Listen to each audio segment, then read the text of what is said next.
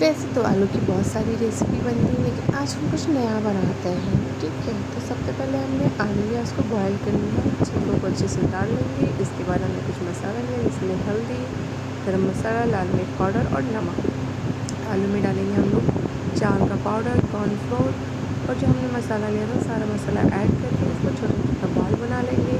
उसके बाद इसको हम डीप फ्राई कर लेंगे कुछ इस तरह से। और कढ़ाई में हम ऑयल डालेंगे, इसमें डालेंगे बारीक कटा हुआ प्याज और थोड़े कच्चे प्याज के पत्ते, लहसुन अदरक का पेस्ट।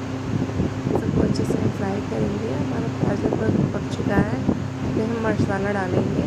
इसमें हमने दिया है थोड़ा सा गरम मसाला, लाल मिर्च पाउडर, हल्दी, नमक और इसके बाद इसमें हम ऐड करेंगे विनेगर, सोया सॉस। सबको अच्छे से मिक्स कर लेंगे और हमारे झटपट नाश्ता तैयार है।